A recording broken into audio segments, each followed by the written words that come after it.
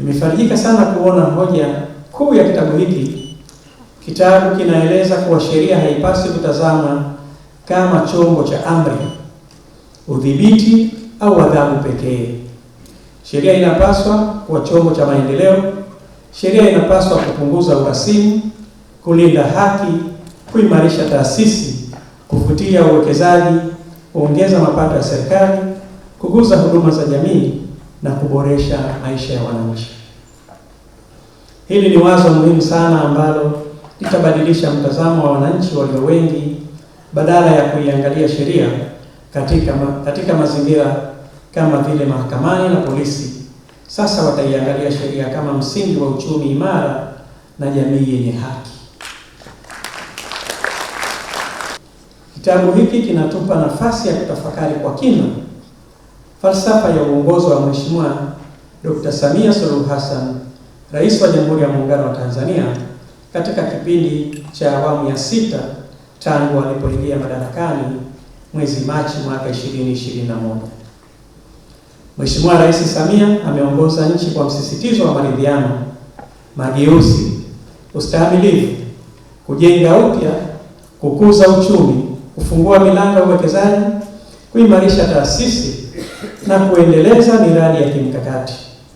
Kitabu hiki kinaiweka falsafa hiyo katika lugha ya uchambuzi wa sheria na maendeleo. Katika kitabu hiki kimeeleza kuwa falsafa ya sheria ya Rais Samia inaonekana katika mnyororo wa mageuzi. Mnyororo huu unaanza na utambuzi wa changamoto ya kisheria au kisera, na baadaye taasisi zinazohusika huimarishwa, bajeti, tehama na rasilimali watu kutumika kutekeleza mageuzi hayo. Hatimaye matokeo yanapaswa kuonekana katika maisha ya wananchi.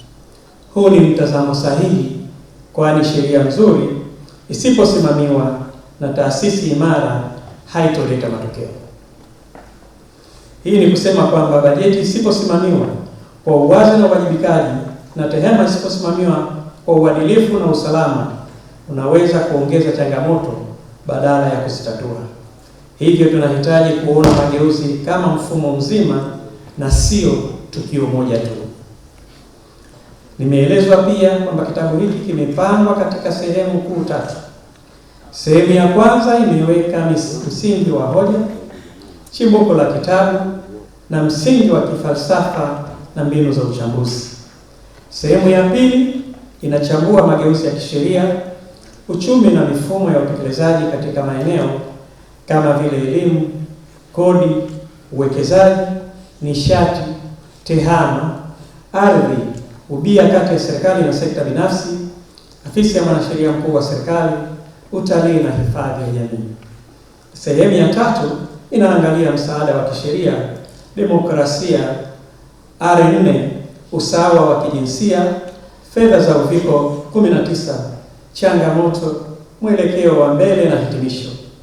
Ni wazi kuwa muundo huu unaonesha kwamba waandishi hawakutazama sheria kwa upana mdogo, bali wameitazama sheria kama mfumo unaogusa uchumi na jamii nzima. Napenda sasa kugusia baadhi ya maeneo ya matokeo ambayo kitabu hiki kimeyajadili, kwa sababu ndiyo yanayobeba ujumbe mkubwa kwa wananchi. Eneo la kwanza ni eneo la mapato ya ndani kwa uwezo wa kujitegemea. Kitabu hiki kinaonyesha kwa uwazi mapato ya ndani ya serikali yameongezeka kwa kiasi kikubwa katika kipindi cha awamu ya 6. Mapato ya ndani yalikuwa takriban shilingi trilioni 20.59 mwaka 2020-2021 na kupanda hadi kufikia shilingi trilioni 40 katika bajeti ya mwaka 2026. Hili ni ongezeko kubwa linaloonyesha kuimarika kwa uwezo wa serikali kugharamia maendeleo, ikiwemo kugharamia barabara, reli, umeme, maji, afya na mengineyo kwa kutumia vyanzo vyake vya ndani.